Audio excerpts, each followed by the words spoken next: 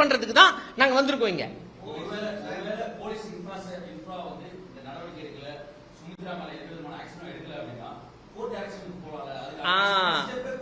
Yes sir, I'll come to it sir. Court பொறுத்த வரைக்கும் sir, first let me go to the public sir. நான் first public கிட்ட போயிடுறேன். நான் complaint file பண்ணிட்டேன். சுமித்ரா மேல எஸ்பி சார் கிட்ட கம்ப்ளைண்ட் ஃபைல் பண்ணிட்டேன். நான் எப்படி எல்லா கேஸ்லயும் பண்ணுவேன்னா, I do not believe the high court. நான் ரொம்ப தெளிவா இருக்கேன். நான் லோக்கல் கோர்ட்டுக்கு போதான் போறேன். நான் அண்ணாமலை கேஸ்லயும் ஆர்டர்ஸ் வாங்கியிருக்கேன். போலீஸ் கிட்ட கம்ப்ளைண்ட் கொடுக்கறது அண்ணாமலை மேல கேஸ் போடல. இதே ஆட்சியில் அண்ணாமலை மேல கேஸ் போடல. நான் லோக்கல் கோர்ட் போன ஆர்டர்ஸ் வாங்கிட்டு வந்துட்டேன். அதே மாதிரி லோக்கல் கோர்ட் போதான் போறோம். அதுக்கு முன்னாடி மக்கள் கிட்ட ஃபுல்லா போறோம். மக்கள் கிட்ட போய் இதை அலாசி இஃப் நீடட் வி வில். நான் மார்ச் பண்றேன். நான் சேலத்துக்கு மார்ச் பண்ணிட்டு போறோம், சென்னைக்கு ஏதோ ஒரு ஆக்ஷன் போறோம். ஆனா இது சும்மா விட போறதில்ல, எக்கானது கூட போறதில்ல.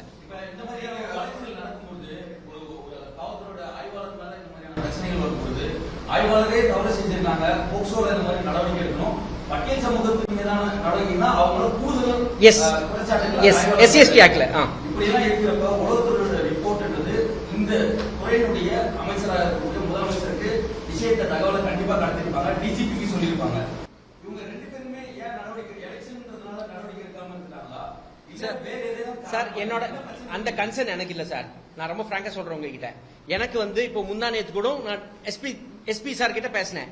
அவர் என்கிட்ட மண்டே ஏடிஜி ஆபீஸ் இது வந்துரும்னாரு. நான் சொல்லிடுறேன் மண்டே ஏடிஜிபி ஆபீஸ்ல இருந்து எங்களுக்கு ஒப்பீனியன் வந்துரும்னாரு.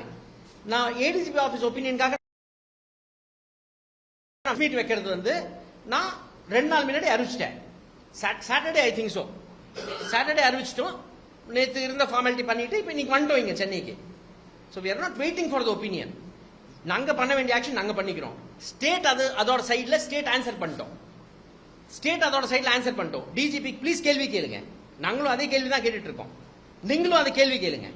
இந்த நியூஸ் போடுறதுக்கு முன்னாடி டிஜிபி கிட்ட கேளுங்க, boss what is the problem? இவ்வளவு சீரியஸ் கேஸ் இருக்கு.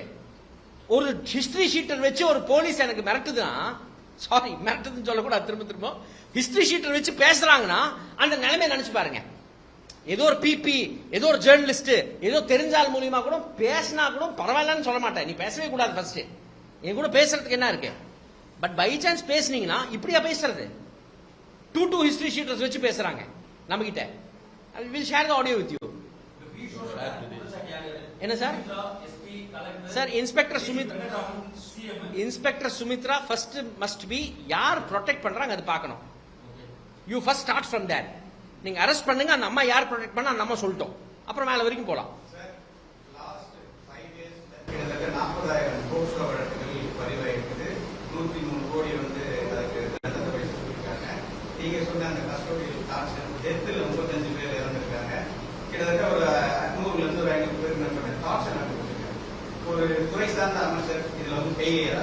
பாருங்க, நீங்க நாங்க என்ன சொல்றோம்னா விஷயத்தை சொல்லிட்டோம். இந்த கொஸ்டினை அவங்ககிட்ட கேளுங்க, டிஜிபி கிட்ட கேளுங்க, மினிஸ்டர் கேளுங்க.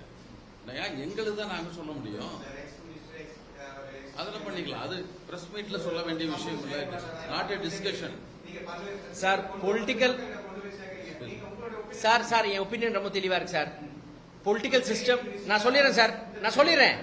மிஸ்டர் எடப்பாடியா இருக்கட்டும், மிஸ்டர் எடப்பாடி டைம்ல தான் 2016 அடி வாங்கினேன். தூத்துக்குடி சம்பவம் அப்பதான் நடந்தது. ஜல்லிக்கட்டுக்கு எல்லாத்துக்கும் நல்லா எப்படி அடி விழுந்தது எல்லாமே பார்த்தோம். இது எடப்பாடி டைம்ல, ஓபிஎஸ் டைம்ல, அதுக்கப்புறம் இப்ப மிஸ்டர் ஸ்டாலின் டைம்ல ரொம்ப கிளியரா இருக்கு. சிஸ்டம்ல நிறைய ரிஃபார்ம் வேணும். சிலது ரொம்ப மோசமா இருக்காங்க, சிலது கம்மி மோசமா இருக்காங்க. தமிழ்நாடு பொறுத்த வரைக்கும் கம்மி மோசத்தில் வருது. இந்தியா லெவல்ல பார்க்கணும். இந்தியா லெவல்ல பார்க்கும்போது கம்மி மோசமா இருக்கு. ஏன்னா இந்தியா லெவல்ல ஏன் பார்க்க வேண்டியது இருக்குன்னா, சுப்ரீம் கோர்ட், ஹை கோர்ட் எல்லாமே இங்க ஒரு நடவடிக்கை எடுத்து அவங்க தான் இன்டர்ஃபியர் பண்றாங்க. ஹை கோர்ட்ல உடனே ஒரு ஆர்டர் வருது. இப்போ நான் அண்ணாமலை மேல கேஸ் போட்டிருக்கேன். ட்ரையல் கோர்ட் எனக்கு ஆர்டர் கொடுத்துருச்சு, அக்யூஸ்ட் டிக்ளேர் பண்ணிடுச்சு. 2 நாள்ல ஸ்டே கொடுக்குறாங்க. 2 நாள்ல stay. Accused number 1 getting stay immediately.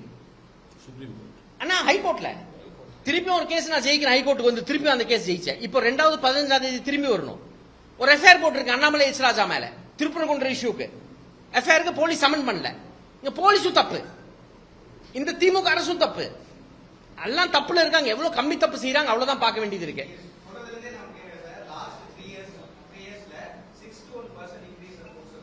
Sir it is sir one more thing நான் சொல்லிடுறேன். பாஸ்கோ கேசஸ் எப்பவுமே இருந்திருக்கு இல்லண்ணா. ஆன்டி கவர்மெண்ட் ஸ்டேட் அண்ணா பரவாயில்ல அதான் சொல்லிட்டு இருக்கேன். இல்ல நான் சொல்றேன். இல்ல சார் நான் சொல்றேன். இது என்ன இருக்கு இதுல? ஏங்க அண்ணா நான் சொல்லிடுறேன். No. We are asking what the thing. We are accusing the police officer. He has not taken an action. If he stopped, Sir, not so BJP and ask the question again. Go to the CM and ask the question there. இல்ல sir நீங்க ஒப்பீட்டு அளவுல ஏறி அடிச்சு இறங்கிச்சுலாம் இதே sir No, please.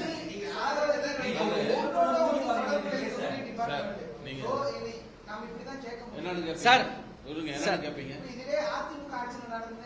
சொல்லுவோம். அதான் சொல்லுவோம், போய் கேளுங்கன்னு சொல்லுவோம். இதே மாதிரி தான் போராட்டம் நடத்துவோம். என்ன பண்ணுவோம் சார் இப்ப இந்த இஷ்யூ சார் இந்த இஷ்யூவை யார் ரைஸ் பண்ணியிருக்கோம்? நான் பை சான்ஸ் விசிட் பண்ணல வச்சுக்கோங்க. நான் பை சான்ஸ் விசிட் பண்றேன்னா நிறைய கட்சி இப்ப இந்த வடை சுட்டுருக்கு இந்த கேஸ் வச்சு. விஜய் நான் நினைக்கிறேன் 4-5 தாட்டி இந்த கேஸ் மென்ஷன் பண்ணிருக்கா அப்படி. ஆனா விஜயோட ஒரு லாயர் டீம் விக்டிம் ஃபேமிலிக்கு வரலையே. வந்தாங்களா? நாங்க இருக்கோம், நாங்க வந்திருக்கோம், நாங்க பண்ணிட்டு இருக்கோம், தொடர்ந்து பண்ணிட்டு இருக்கோம். தொடர்ந்து பண்றதுனால தான் அந்த ஆடியோல சொல்றான், நீங்க கமெண்ட் இருங்க. என்னங்கிறான், என்ன நீங்க மட்டும் கமெண்ட் இருங்க, நான் மீதி பாத்துக்கிறேங்கிறான். மீதி பாத்துக்கிறாங்கன்னா அதான் சார். ஆனா இங்க ரொம்ப தெளிவா இருக்கும்னா ஸ்டேட்டை பார்த்து யார் பொசிஷன் ஆஃப் பார்ட்டி இன் பவர்ல இருக்காங்க பார்த்து போராடுறது இல்ல. எங்கனால முடிஞ்ச அளவுக்கு எங்க எஃபர்ட்டுக்கு எவ்வளவு முடியுமோ அவ்வளவு சண்டை போட்டுட்டு இருக்கேன். அது திமுகவா இருக்கட்டும், பிஜேபியா இருக்கட்டும். ஆனா பிரதான விஷயத்துல ரொம்ப தெளிவா இருக்கும். ரேபிஸ்ட் பார்ட்டி யாரு? ரேப் விக்டிம்ஸ்க்கு பரோல் யார் கொடுக்கறாங்க? கன்விக்டட் ரேபிஸ்ட்க்கு பரோல் யார் கொடுக்கறாங்க? யார் இந்த பிரசிடென்ட்டை செட் பண்றாங்க? எந்தெந்த கோர்ட்ஸ் அதுக்கு வந்து கூட இருக்கு? அது பில்கிஸ் பானு கேஸா இருக்கட்டும், உன்னாவ் கேஸா இருக்கட்டும், குர்மித் ராமரஹீம் கேஸா இருக்கட்டும், அடுக்குமாடி அடிக்கிட்டு போயிடலாம். அதுல ஒரே ஒரு ஸ்டேட்மெண்ட் தான் சொல்றேன், தமிழ்நாடு இன்னும் அவ்வளவு மோசமா இல்ல. இப்போ நேத்து என்ன சார்,